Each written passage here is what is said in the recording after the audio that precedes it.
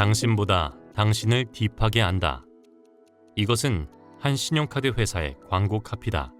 당신의 일거수일투족을 감시하지 않아도 당신이 언제 어디에 돈을 썼는지만 안다면 당신의 욕망과 선택을 훤히 알 수 있다고 카드 회사는 장담한다. 당신은 카드 지출 목록을 곧 욕망으로 간주하는 사태에 항변할 수도 있다. 하지만 오늘 자신의 소비가 스스로 계획한 것도 원한 것도 아니었음을 깨닫고 후회한 당신이 다음번에도 유사한 소비를 또 한다면 카드 회사가 알고 있는 당신의 욕망은 과연 틀린 것일까? 넷플릭스의 데이터 분석 성공 사례는 카드 회사의 이런 장담을 뒷받침한다. 넷플릭스 사용자들은 여유가 날 때 보고 싶은 영화를 미리 보관함에 담아두는데 거기에는 2차 대전을 다룬 흑백 다큐멘터리나 진지한 예술 영화 등 지적인 분위기의 작품들이 많았다. 넷플릭스는 그 목록을 간헐적으로 사용자들에게 상기시켰으나 사람들은 그것 대신 평소 즐기던 코미디나 로맨스 영화를 주로 보았다. 넷플릭스는 사용자들이 보고 싶다고 말하는 영화가 아니라 사용자의 클릭수와 조회수로 구축한 데이터 모델이 알려주는 영화를 목록으로 제시했다.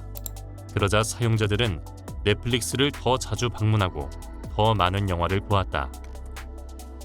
넷플릭스 사용자들에게 알고리즘은 당신보다 당신에 관해 더 잘 알고 있다라는 말은 결코 틀린 말이 아니게 되었다. 일반적으로 가정폭력이나 아동학대는 경기 침체기에 증가할 것으로 예상된다. 그런데 2008년 글로벌 경제 위기 때 미국 내 아동학대가 다소 감소했다는 미국 보건복지부의 공식 발표가 있었다. 관련 정보기관과 전문가들은 안도했으나 이 기록이 의심스러웠던 한 데이터 과학자는 구글 데이터를 조사하였다. 엄마가 나를 때려요, 아빠가 나를 때려요 등의 검색어가 경기 대침체 기간에 실업률을 바짝 뒤쫓을 정도로 크게 늘었다는 사실을 알아냈다. 모두 거짓말을 한다의 저자 세스 스티븐스 다비도이치는 아동학대에 대한 공식 기록은 아동보호기관의 보고에 근거하지만 실제 발생한 사건에 비해 신고가 적게 이루어졌을 가능성을 제기했다. 그는 실업률이 1% 증가할 때마다 아동학대와 아동방임에 대한 검색률이 3%씩 늘어났다고 밝혔다. 우리는 온갖 불평등한 삶의 문제들로 고통받지만 죽음에 대해서는 누구나 평등하다고 믿고 싶어한다. 죽음을 피할 수 없는 것은 부자도 빈자도 마찬가지이기 때문이다. 그런데 데이터는 부유한 자들이 죽음을 미룰 수 있다고 말한다. 빅데이터를 활용하여 소득 격차, 성별, 지역별 특징 등을 분석했을 때 소득 수준 상위 1%의 미국 여성 평균 수명은 하위 1% 미국 여성보다 10년이 길며 남성의 경우 그 격차는 15년으로 벌어진다. 소득 최상위 그룹에 속하는 미국인의 기대 수명은 사는 지역으로부터 영향을 거의 받지 않지만 극빈층 미국인은 사는 곳에 따라 기대 수명이 5년까지 차이가 난다. 검색창 앞에서 사람들은 남에게 드러내고 싶지 않은 자기 모습을 드러내기도 하고 스스로 믿는 바를 확인해 보려고도 한다. 디지털화되는 데이터는 사람들의 의식만 반영하지 않는다. 의식의 거짓말을 드러내고 마는 무의식은 데이터의 집합에 더 잘 반영되어 있다. 공식 통계나 설문조사 결과 등의 지표보다 이런 데이터를 활용하여 구축된 알고리즘을 통해 우리 자신과 사회에 대한 이해를 더 확장할 수도 있을 것이다. 더 많은 데이터와 정교화된 알고리즘 덕분에 다양한 문제들에 대한 더 정확한 분석이 가능해졌다. 해결이 필요한 문제를 더 많이 발견할 수도 있다. 이러한 데이터 처리 알고리즘은 오늘날 인공지능의 기술 조건이기도 하다. 인공지능의 상용화로 인간의 일들의 변화가 커졌다. 의사, 변호사, 기자, 번역가 등 전문 직종의 일부터 화가, 작가, 음악가 등 예술가들의 창작까지 인공지능이 쓰이지 않는 영역이 없게 되었다. 사람 대신 인공지능이 그런 일들을 전부 맡을 수 있다는 의미는 아니다. 예컨대 의학 지식과 인간적 사명감을 지닌 의사의 의료 행위라면 증상, 질병, 약물 등에 관한 각종 연구의 데이터로 구축된 알고리즘이 반드시 쓰이게 된 사태를 의미한다. 여기서 중요한 점은 인공지능이 인간의 자연지능보다 유능해졌다는 사실만이 아니다. 인간의 인지 능력 및 감정과 욕망, 그로 인한 인간의 사고, 심리, 선택, 행동 등을 알고리즘으로 파악 가능하다는 사실이 더 중요하다. 인간 뇌의 패턴이 인공지능의 알고리즘과 유사하다는 것이다. 우리는 어떻게 포스트 휴먼이 되었는가의 저자 낸시 캐서린 헤일스는 인간의 의식이나 정신이 인간만의 독립적이고 자율적인 소유물이 아니라고 말한다.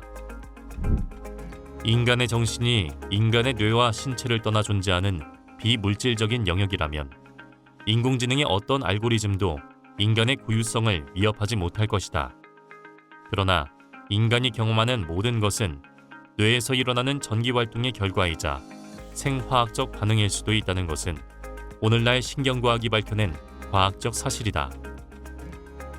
인간의 의지, 자의식, 영혼 등은 데이터로 확인 가능한 알고리즘과 다를 바 없을지도 모른다. 인간의 의식과 지능, 뇌와 신체 등에 대한 신경과학의 정교한 이론은 인간이 근본적으로 의식적인 존재가 아니라 비의식적 인지에 휘둘리는 존재임을 설득력 있게 설명해낸다.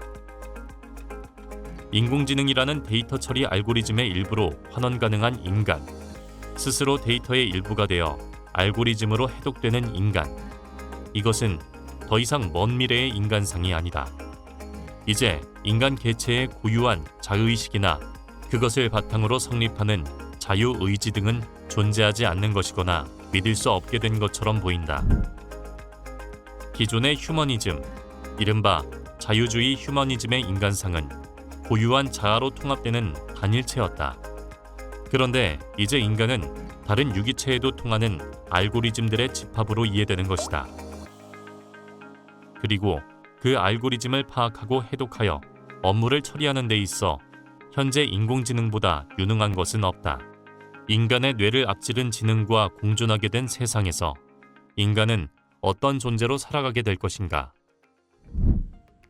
근대의 인본주의자들은 신이 인간 상상력의 산물이라고 주장했다. 그 주장에 따르면 신은 인간이 스스로의 취약함을 딛고 살아가기 위해 불러낸 창조주다. 신은 인간을 창조했고 인간을 창조했다고 믿어지는 그 신은 인간이 창조한 것이다. 신을 상상하여 창조주와 피조물의 위계를 스스로 만들어낸 인간은 신 중심의 제도와 질서를 만들고 인간 삶의 양식을 그에 맞춰 조정했다. 그럼으로써 인간은 신에게 종속되기를 스스로 택했다. 그런데 한편으로 인간은 인공지능에 대해 스스로를 마치 창조주인 듯 생각하는 경향이 있다. 인공지능과 인간의 관계를 마치 인간과 신의 관계처럼 위계짓고 인공지능을 인간의 피조물로 간주한다. 이런 전제 위에서 인간이 마침내 창조주 신의 지배에서 벗어났듯 인공지능이 언젠가 창조주 인간의 지배를 벗어나게 될 사태를 걱정하기도 한다. 공상과학 영상의 고전물에서 재현되듯 인공지능을 장착한 안드로이드가 인간의 적이 되어 인간의 지위를 넘보거나 인간을 지배하는 상상을 한다. 그러나 창조주와 피조물의 관계가 역전되어 로봇과 인간이 전쟁하거나 로봇이 인간을 몰아내리라는 것은 물론 공상에 불과하다. 인간이 인공지능에게 지배당한다면 그것은 인간이 신에게 지배당했던 바로 그 방식일 것이다. 신이 인간을 지배한 방식은 인간이 자기보다 약한 종들을 부리고 착취하는 방식과는 다른 것이었다. 인간이 신 중심의 세상을 만들고 스스로 신의 지배에 종속된 것이기 때문이다. 인간은 자신의 의지를 모아 신의 의지를 만들고 그 지배 속으로 들어갔다. 인간은 일반 의지를 형성하여 국가를 만들고 그 지배 속으로 들어갔다.